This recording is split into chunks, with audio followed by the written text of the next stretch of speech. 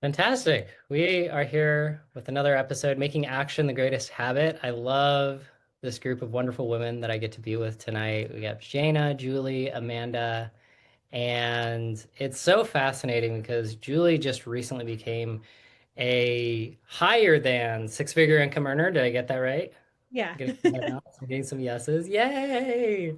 And I've said this previously to this, but I think it would be fun to tell that she was like, I don't know if you want me to talk about this. I'm like, we're making a podcast episode about this. I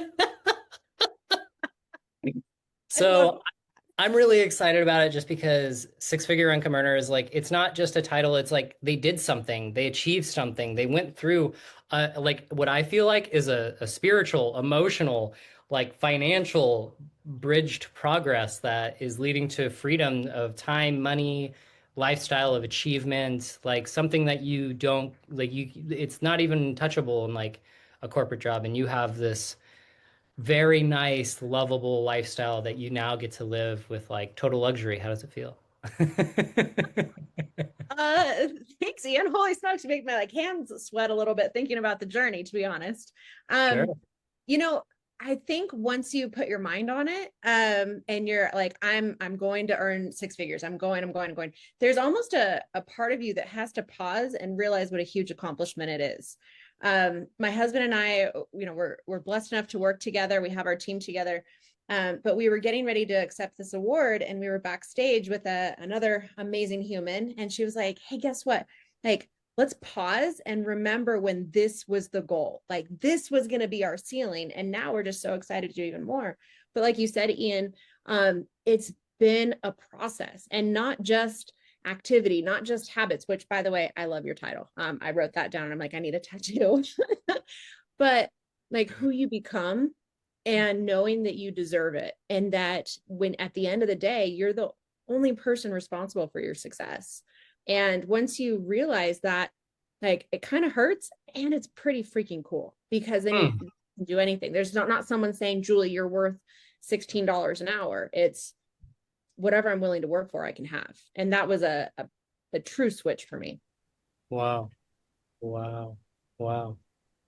I like that. What do you mean it hurts? You said it hurts. What does that kind of tap into? Um, it was a quick journey-ish once we made the decision, but Hmm. there were absolutely days when I was like, I don't know if I want to do this. And and we have this saying, that you don't quit when you're down. If you're gonna quit, quit while you're up. And Hmm. so, we pushed through, we didn't make any emotional decisions. But man, there were some tough times. You've got, your best guys on the team that quit, and you think that you're going to go to the moon with them. Or maybe a client that you knew for sure was going to change their family forever, and you could help them out. They back out last minute.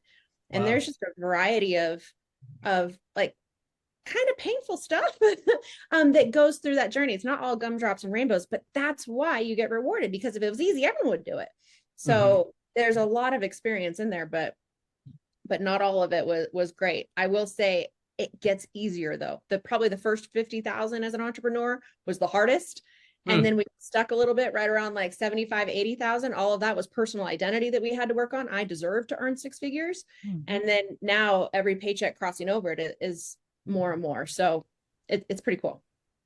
Julie, I'm curious, was there like a rock bottom moment that led you to that decision that then changed everything? Because I don't even know what you do yet, but I'm already inspired. Ah, well, thank you, thank you. We help families from all walks of life build a better financial future. Fantastic. And I love it because I think about like how I grew up, and I think about my mom and my family that could have used all the things that I teach people now. But I love working with women. I love helping those women that like feel like they've all got it going on except for that money part, and it's so taboo to talk about it. We shouldn't ask for help. So I freaking love that. But there was a rock bottom point, and in the moment, I'll tell you, it didn't feel rock bottom. But when I rewind my story, I'm like, that was pivotal. And I think it was about 2 summers ago, and my husband and I were just grinding, and like, people say paycheck to paycheck, but commission check to commission check is a different kind of hard, right? Like, can we agree to that? Um, but we were getting ready to go into an academy, and our team, our greater team, is fantastic. They give you all the resources. If you want to win, you can do it here. And so they were putting on this academy. They were doing this orientation for us. It was going to be like, I think, a 3-month commitment. And you were supposed to, go in one agent and leave another one. And I remember right before the orientation, we were supposed to be all smiles and all fired up and so excited for this opportunity for like, I don't know, I think I've cried maybe like 5 times in the business. But one of those times I was sitting there bawling on the couch. And I'm like, I don't know if I can do it. But then I started thinking about it, and I'm like, there's going to be 2 outcomes of this story where we have to push through. Everyone's counting on us to be there. But if this goes bad and we end up like homeless and never make anything of ourselves, I'll look back and say, this was the moment I should have quit. This is the moment I should have gone to a 9-to-5. This is the moment that I should have listened to X, Y, and Z and, stopped everything that we're doing. Or if we make it, right, if we actually are able to pull through this, this was the moment that forced us to reevaluate and know that we were on the right path and to really shine. And I'll say it was like a 1% swing. And so we decided we were going to go into that academy, give it our all, and come out on the other side. And we did. It was really cool. We got, I think, 3rd place in it, won this big store. It was all kinds of fun stuff. But that was a tough moment, I'll tell you. Fantastic. Thank you for sharing. Oh, good question. I'd love to ask, Julie, what was going on for you at that time frame? Ah, man, everything and nothing at the same time. Have you guys ever had those days? Financially, we were strapped. We were like, credit cards were maxed out.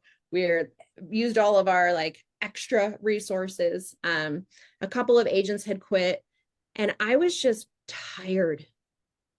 And not the tired that like sleep can get you through. It was like, I don't know if I can turn off this Zoom and smile anymore. I'm to my core ready for something different. And I think for me, I had to hit that level to succeed. I had to know how tired you could really be and make it worth it. Yeah. Ian, your face. Right. No, that's so awesome. Amanda's being very supportive. Wow. Oh my God. So I have another curiosity coming up.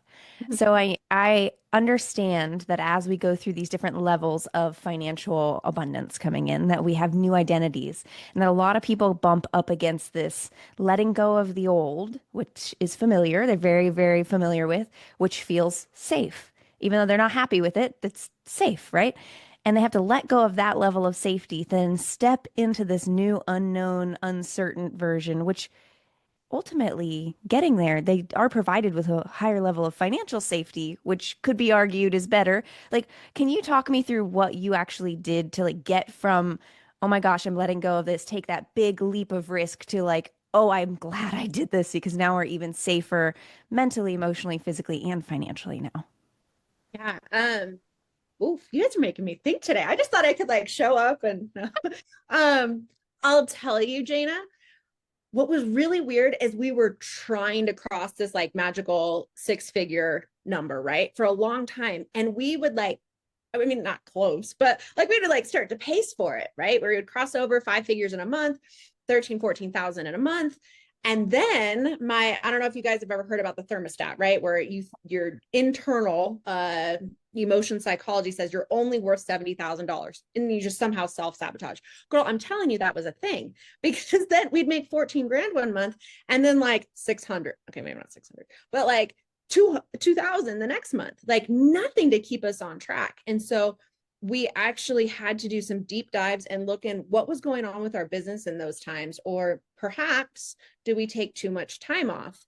Perhaps were we investing in the wrong people on our team? Because we really believe in like hands-on field training, taking care of our teammates. But if you're too focused on, man, I should really save this person, I should really help this person because now I'm a little bit comfortable or whatever, your whole business goes south. You have to always keep doing the things that got you to this next level. And that's looking ahead, learning from others. Specific things that I did. My husband was the president of Toastmasters. and a mastermind, and then a men's accountability group. And at first I started, I'll just be like, I hope this is okay, like really honest.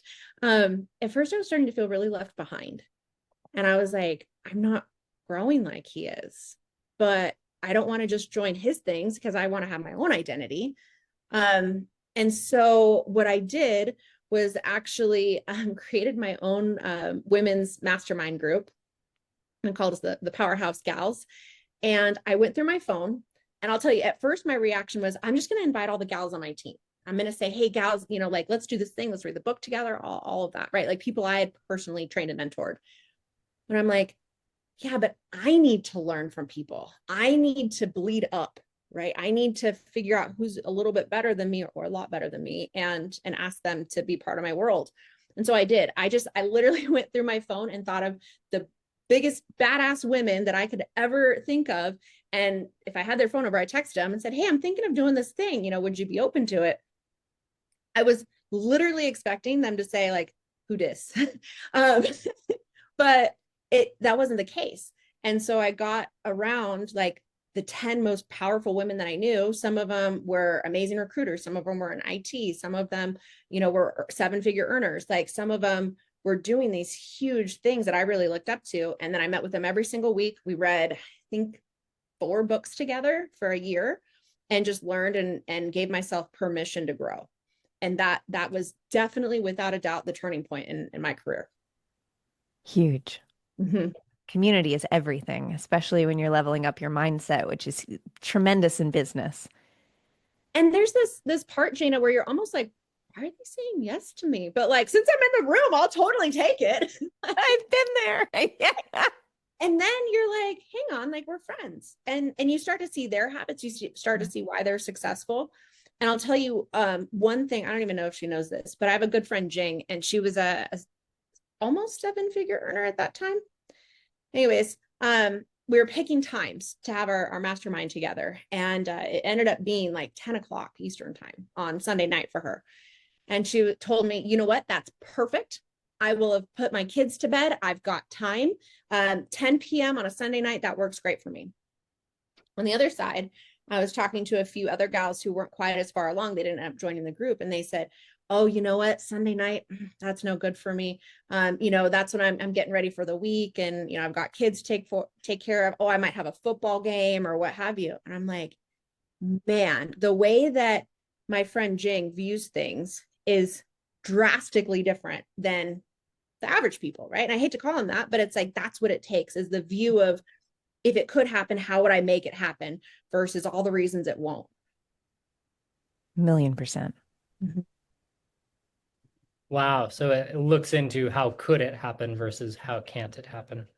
Yep. Just that one little shift. I'm curious to know, what kind of habits did you notice inside of the 7-figure income earners that were slightly different from what you just said about the ordinary people?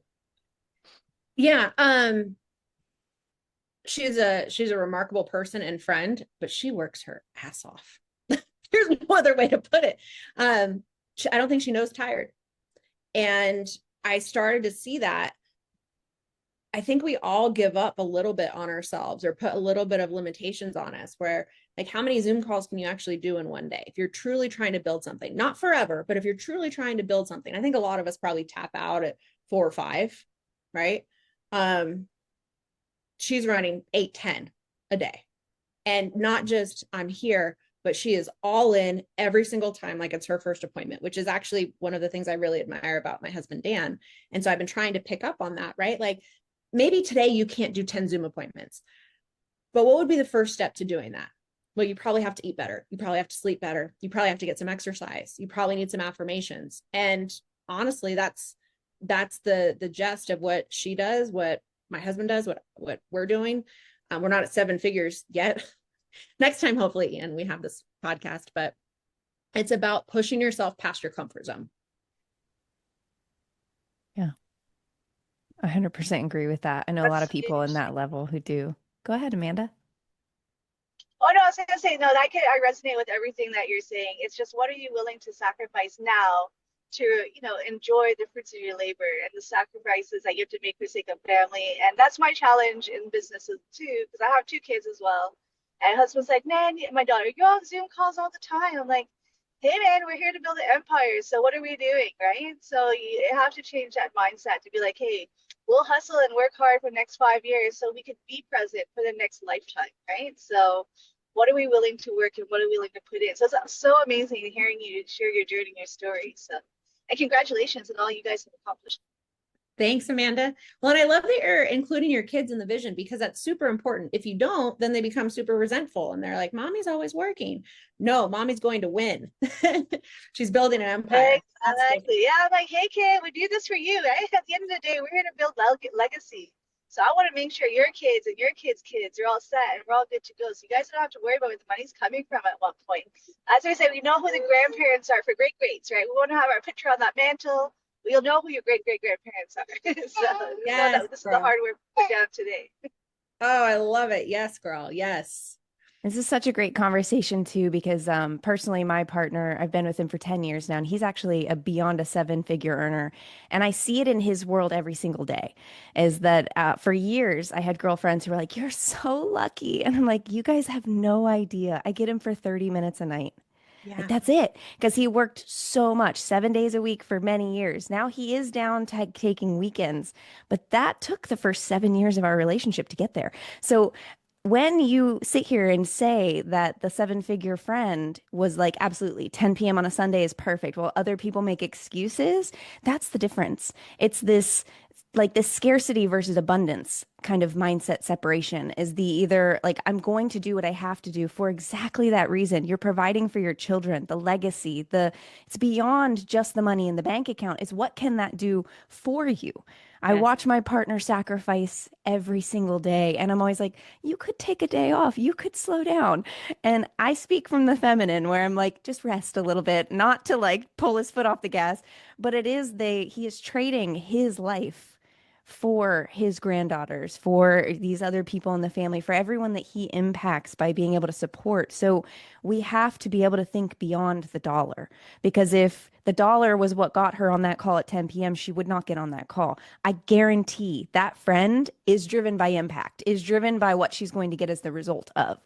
So it's remembering that we have to be willing to sacrifice today, because everything, all of these empires we want to build are built on top of sacrifice. Yes, girl. Yes. So I think we're done now. We don't need to say anything else. Yeah, that's so powerful. I'll tell you, when I fell in love with her, Jana, yes, you, but my friend was one of our first mastermind calls. And we were doing our 3-month goals, right? We're all very intentional. Let's do 90 days. And she said, I want to save 6 figures in 90 days so I can donate it to a charity. Yeah. And I was like, did you say save? Did you just say save 6 figures in 90 days? And so you're absolutely right. It's not about the money. The money gives you the freedom to do the things that you truly want to do, the impact that you want to make. Yeah, because most of the women at that level, and men, but for me specifically, I work with women predominantly. Most of the women at that level don't need more strategy. It's not about how do I make more money? It's how am I more present? How can I be more of myself? How can I come from a calm place? I think as entrepreneurs at the start of any business, we've all been in the scatterbrained, like trying to build a product from scarcity is chaotic. It's like, what do I put in the email? Who am I talking to? And you're like scrambling. Someone's paid me. Oh my God.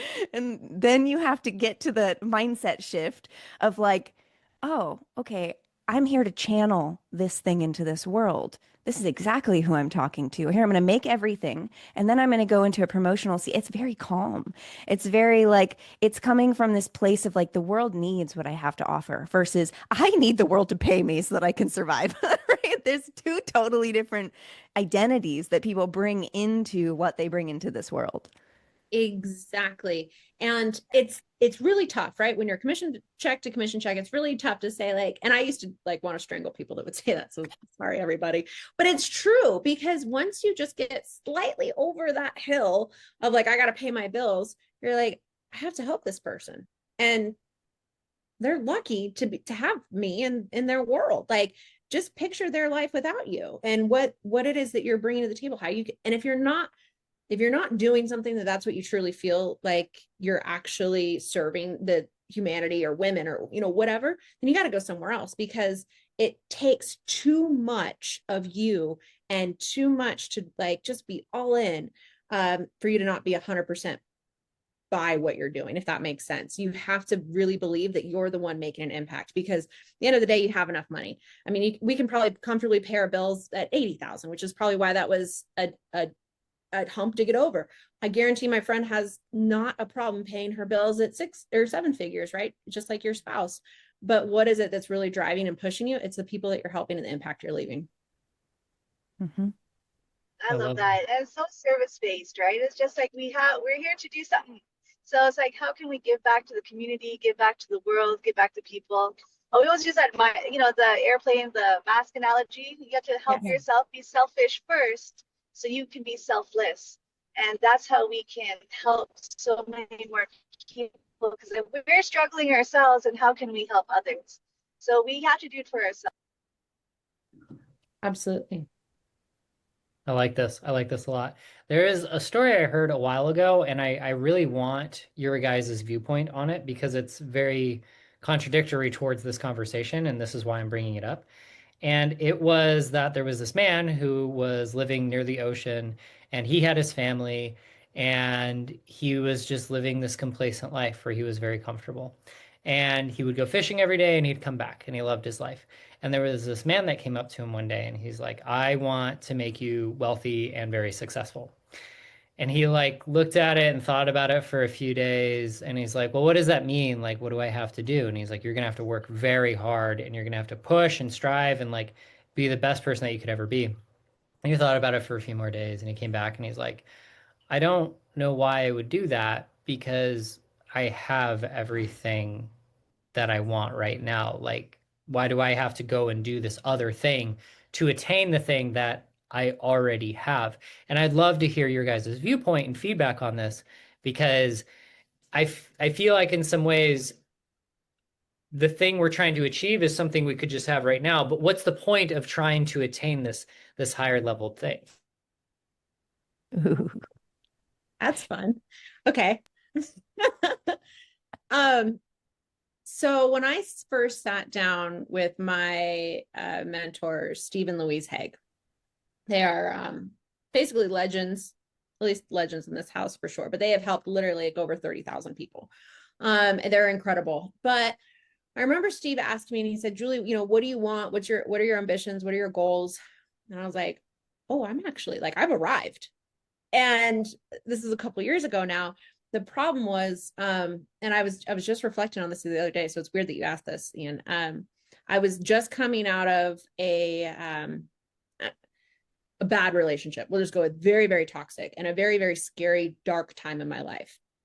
I had a mediocre career, and I mean, it was a great career, but I didn't love it. I didn't like get up in the morning and it was like, "Oh my gosh, today is the day that I'm going to change lives." It was like, okay, I have to go to work. And so I just moved to Utah. I was with my husband. We were, getting to work together. I was supporting him, and I was like, I basically have everything I've ever wanted. So yay. But getting around others and seeing that there can be so much more to life, and that you don't just have to be happy or content, that you can actually have purpose too. And that was the main switch for me, was I might be happy, I might be content, but I don't have purpose.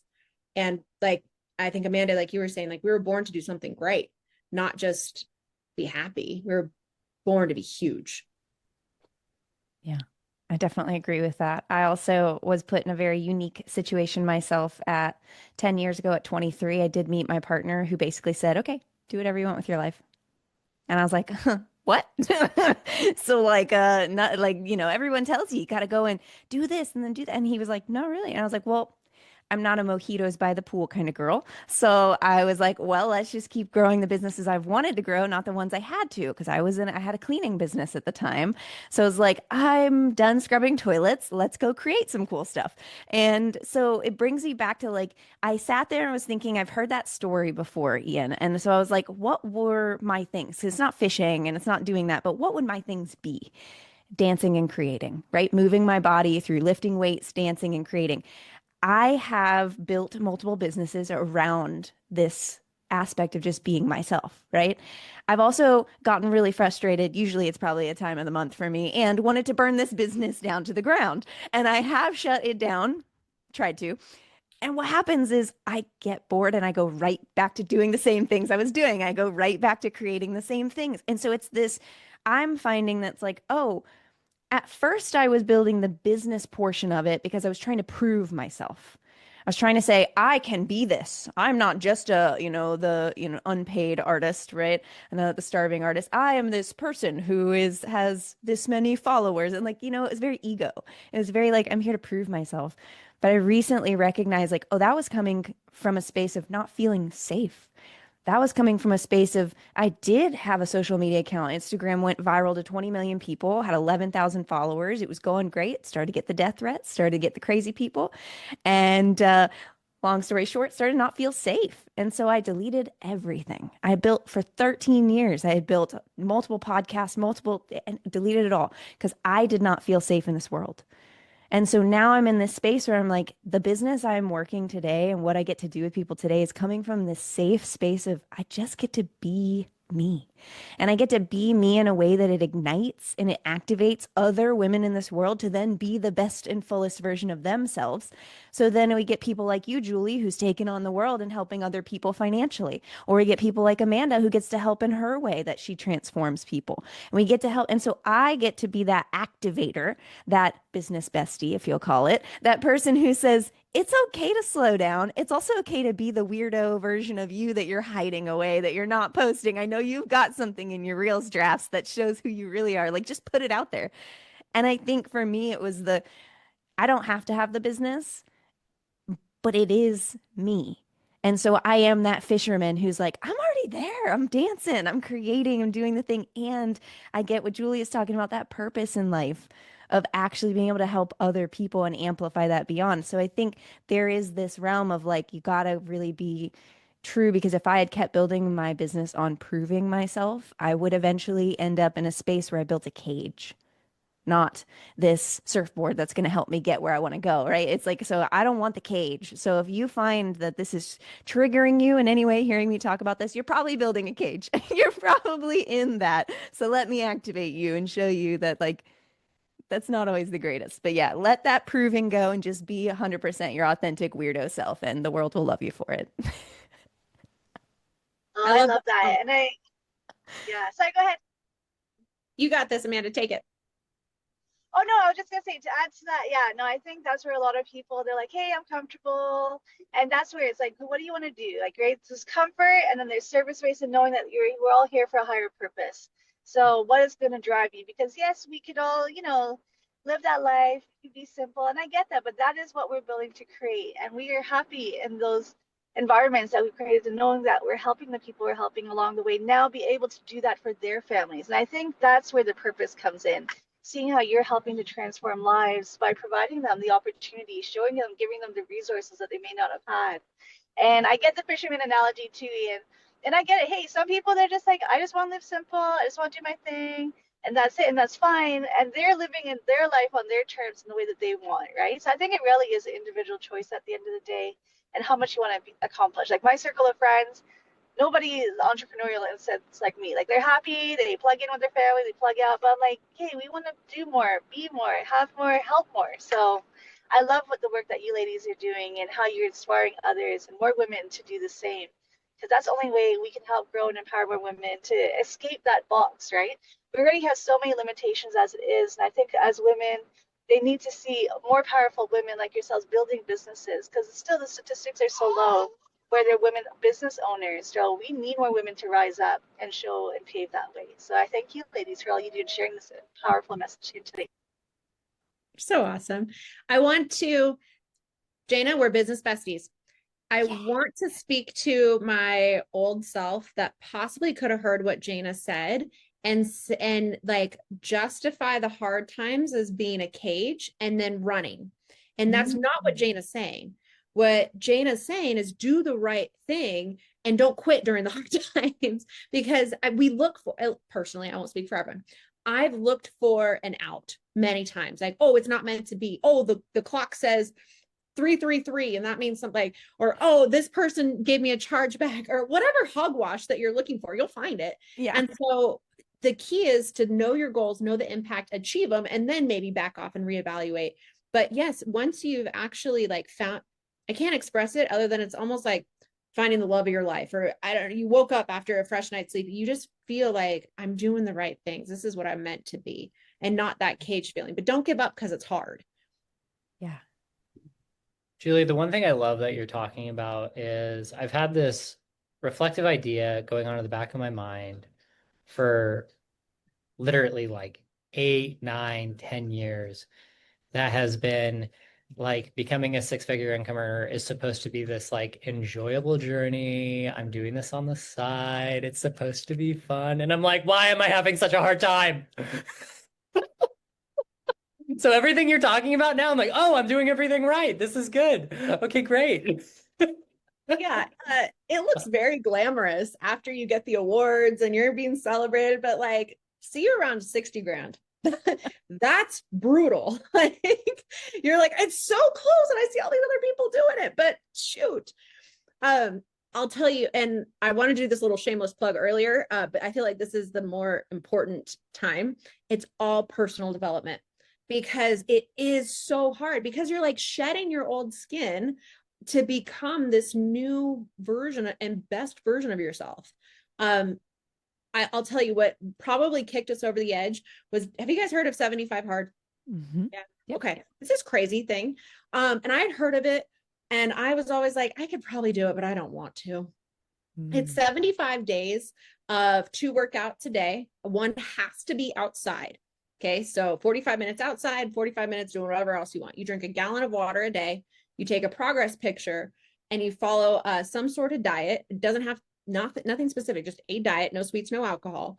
And you have to read 10 pages of nonfiction. If you miss any of those, just even one stupid progress picture, I heard, I heard. you have to start over from day one. And it sucks. It totally sucks. But I'll tell you, it teaches you confidence, commitment. You become this entire other person. I know that because over the last year, Dan and I have completed 3, and we're on our 4th right now.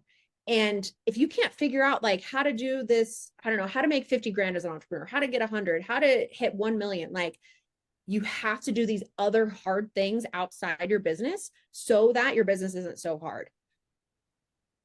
I had a mentor tell me that one time, that if the hardest thing is work, no wonder work is so hard. It just can't be. You can't be only growing here. It doesn't make sense. You have to grow other places.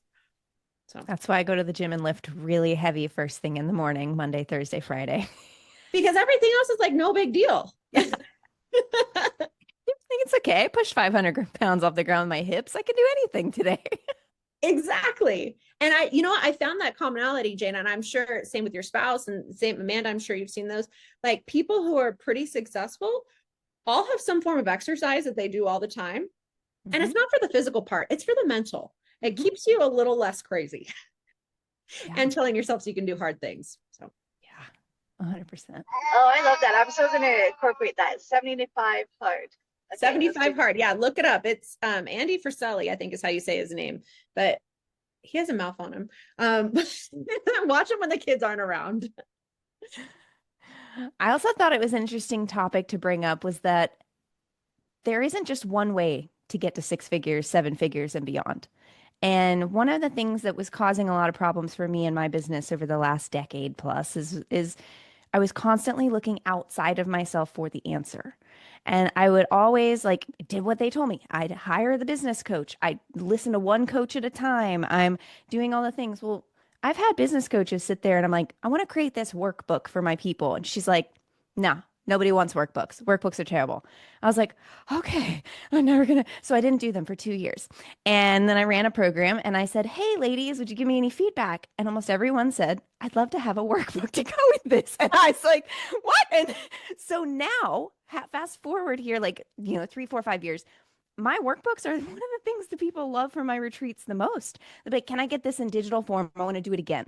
Can my girlfriend buy this from you? Can I come back and get another? And now I get on coaching calls with people, and then I'll take that information and I'll create a workbook with activities specific to that client, and then send it to that client so that they can feel like they're being walked through the process with me without needing to get on another face to face, the slow grind. It's like, cool, take this for the next 4 weeks, do these activities, do the thing. It's specific to them.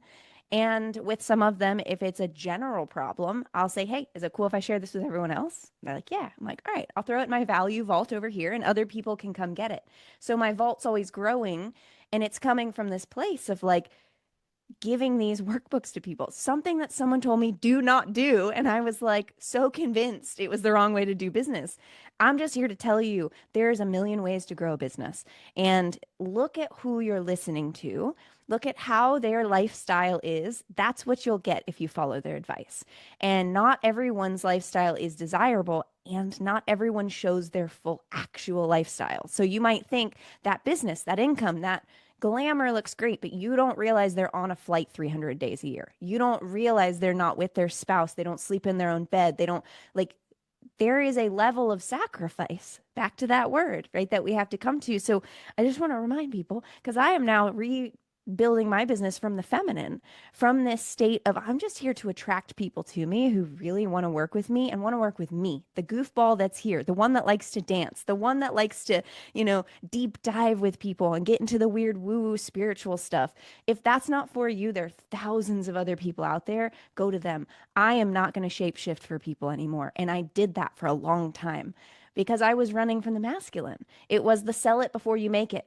It was the, call everyone, 100 no's and before you get your, like, that's great. And it works for a lot of people. It burned my nervous system out. It burned me out. And I was like, I could do it for a week and I couldn't do anything for 3 weeks. And so all that to say, like, find what works for you. There is a version of listen to that inner voice and like try things on for size, try on the coat. If it fits, great. If it doesn't, walk away from it, because not every coach's advice works for you. They are projecting what worked for them. So it might work, great. It might not, also great. Don't think that there's something wrong with you if you apply advice and it doesn't work for you. I really love that. Jana, I love the independence, and maybe not independence is the right word, but really trying to figure out the uniqueness of you, because there's plenty of other people, but how are you special? And I think once you figure that out, and once you realize that everything that you've been through is exactly the reason that you're qualified to help those that you're out there, looking for, and they're looking for you, that changes everything. This is not what the podcast is about, but I would encourage everyone to keep building that relationship with their spouse, because they truly see you day in and day out, and their interest is your interest, right? They want you to succeed. And if they don't, like, find a new spouse. I'm sure that when it's late at night, you're like, man, I just can't stop thinking about this. I think maybe I should try a workbook. Like, he's either gonna be like, girlfriend, we're broke. Like, you got to do something else. Do the workbook when we're rich and famous. Or like, I think that would be the path to our success. And I can't tell you how many conversations Dan and I have had of like, this is unpopular opinion, but what if we did it? Or how are we going to be better going forward? And it's just really helpful to have someone that's on your side, no matter what, vested interest in your success, but can be real with you, and then you receive it too. So I can't bite Dan's head off and expect him to give me good feedback next time. Right.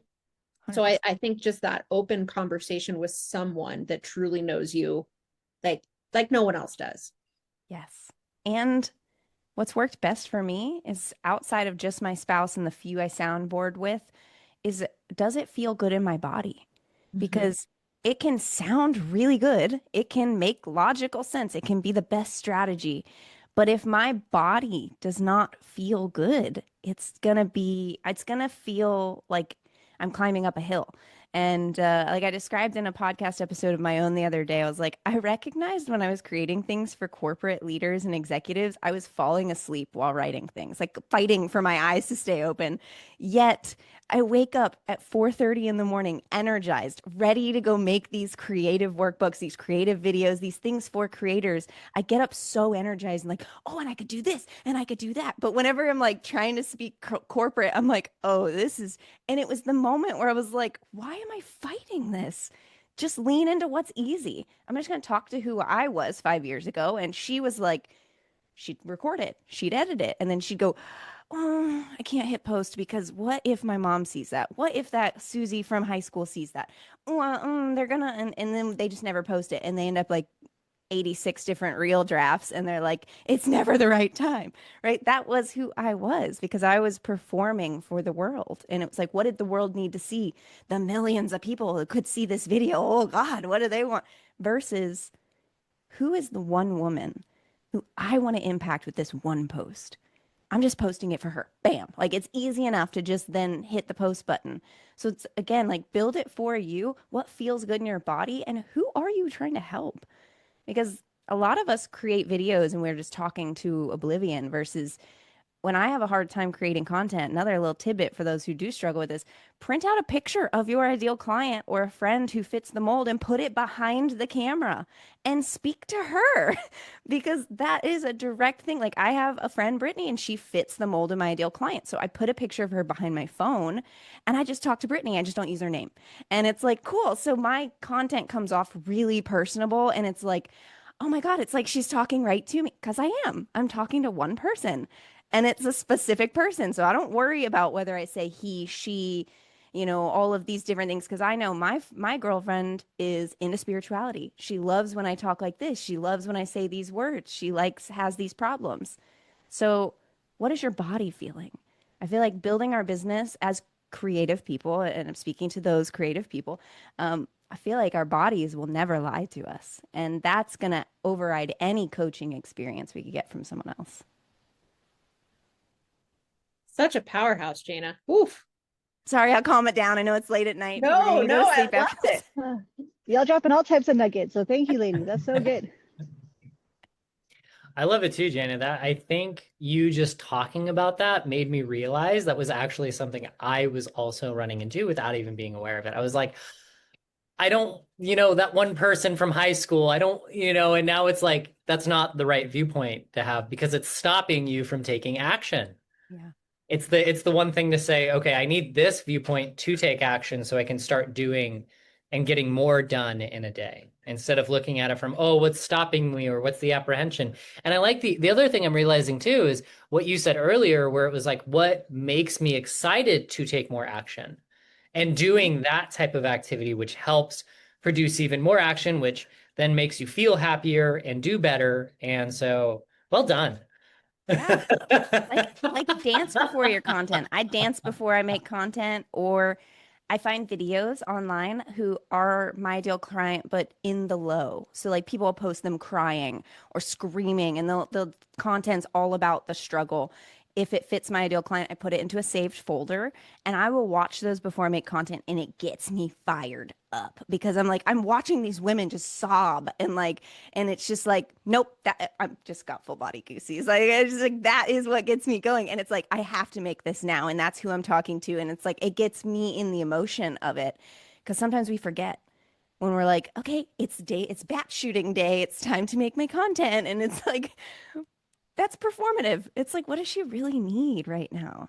Does she need to know the 5 steps that are going to make her content perform? No, she needs to know she's loved, that she's enough, that she's seen, that she's safe, right? So sometimes we just got to slow down and like really take a step back and get out of our head and into our heart.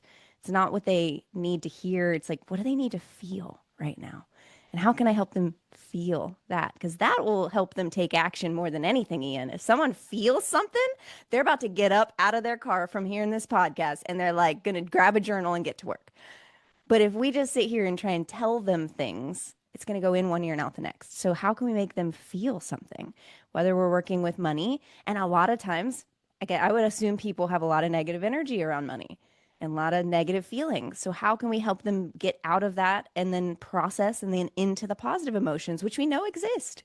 Everybody's gone shopping and had a great time, right? Like, so we know there's positive emotions there, right? So that's always my focus is how do I help people go from one emotion to another and in a way that'll empower them to keep moving forward, right?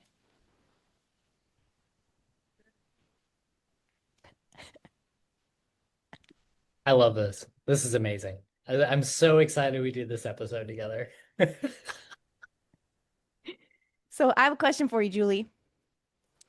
What date are you setting for your seven-figure goal? Ooh, that was good. Girl. So I'll tell you, it's an evolution. At first I was like, 2030. Now I'm like, I think we could do it faster. I Okay. think we could do it way faster. So honestly, I think like 2 or 3 years and we should be there. Cool. So what date? Yeah. Oh, you're so good. All right, let's do July 15th. I can't say this out loud on a podcast. July 15th, 2027. Is that 2 years? Yep. We're And what definitely. number are you going to see in your bank account? Oh, Ooh, ooh, oh, $1 million, ooh. girlfriend. Exactly a million. Okay. And what's that going to make you feel in your body? Ooh, you're making my palms sweat right now. I It's gonna like make this. me think like, man, I did 1 million. I think I could do 10 million. Just kidding. It's gonna say thanks so much for the team that helped me get here, because this isn't a one person show. And so at Yeah. first when you try to do it all by yourself, it's hard. But oh my gosh, the gratitude of all the families that we've helped and all the huge impact that we've made. Yes, that gratitude. I love that. So I'll just remind you that change happens in an instant. All you have to do is decide, Julie. The moment you decide that that money is yours, it's coming right to you. You are so good. You are so good. I think you should be in finance. I work with people on their money blocks through the energetic side of things. So I kind of do. I just don't promote myself as a finance person. Well, and it's so important, because especially I love that you're working with women on that, because it's such a negative thing. Like, oh, you can't go shopping and be wealthy, or you can't do this or that. But it's so not true. You just have to have the right people in your world to help coach and guide you. Like, Jana and Julie and probably Amanda. Amanda, I don't know what you do yet, but my guess is you too. Thank you. Count me in. Count me in. Yes. Yeah. Wow. Fantastic. Well, I look forward to checking in on July 15th, 2027. Sorry, I wrote it down, so I'm definitely finding you online. And We're staying in This has been touch for recorded. sure. yeah, we're business besties now, so we have to. Ah. Amazing. Amazing. I think this is such a good place to end off, unless anybody wants to add something just amazing or beautiful in a life-changing way. I think the only thing I want to add is that this past couple of weeks I've been meeting with a lot of teammates, and I find a lot of people like trying to help others who don't want to be helped, or say that they want to be helped, but their actions. So if they couldn't speak, or if you were deaf, what would that person that you're trying to help actually be telling you? And I feel like that is a huge place of transition from just kind of spinning your wheels personally and being super frustrated, not making any progress, to locking arms with the right people, whether your clients or your teammates or your customers or family or friends or whatever you want to call them. Once you find the right people who are aligned with you and are running just as fast as you are, then it makes it easy and fun, like Jana's talking about. When you're trying to like pull a dead weight and invest so much into negative Nancy, because maybe you'll say the right thing and they'll turn around. I'm going to tell you what, no, they're not ready yet. And you don't have to be the one emotionally committed to that. So once you start being around the right people, like Amanda and Jana and Ian, you're going to find your way. And it's just so much easier and so much more fun. I love that. I think I'll just add one last thing is that we mentioned about having some people able to take 5 or 12 calls in a day and other people starting with one and wanting to work their way up. And I think the conclusion that people should come to is that there is a world of like, there's a strategy to get there. And there's a world of when you are working from passion, it's so easy to get on 10, 12 calls a day because Wow. it's hard to get you off of those calls, right? So when you talk about like your partner, your husband, and your friend who they're 100% on, like it's their first call of the day. I feel like that when I do my calls. I do 12-hour days with some clients for a full VIP day, and I end it skipping out of the room like happy. And most of you are like, how do you do that? I'm like, I am so enthralled with what I get to do because I get to watch people literally transform in front of my eyes in hours. And like that is so huge. So if you're struggling to get on those calls, again, look inward at the passion point and like what is your purpose, where is your passion, and lean into that, and it will ease off so much more. And it'll be like Ian being like, I thought this was, this was gonna be easy, but it's a little bit of a struggle, but sometimes it is easy when you do find the right gas pedal and we just ease in. So Love Passion that. first, babies. Jane. That was amazing. Fantastic. Well, the one thing I'm thinking of to end on this is I definitely think we should all be in a group chat together. A neat little, yes, I'm I'm in. gonna, fantastic. I know I seemed a little hesitant, Yeah, but I'm down. Definitely. Good. Okay, great. No, I'm happy about this. Oh, this is totally making my day. And Jana, like this is exactly what I was talking about earlier. I was like, I just need to be around the right people. And Yes. all of you are just exactly the right people. Thank you for bringing us together, Ian. yes, Yay. thank you. You're a master connector, Ian. You We do really totally great are. things. Great job. Well, thank you. I take it as a compliment. You should definitely. Not everyone has that gift, so great job. Thank you. Great. Okay, well, wonderful. Thank you so much, ladies, for being here, your time, your energy, your presence. It definitely made my day, and I'm very thankful that I got to connect with all of you. Likewise. Thanks, Ian. We'll see you guys later.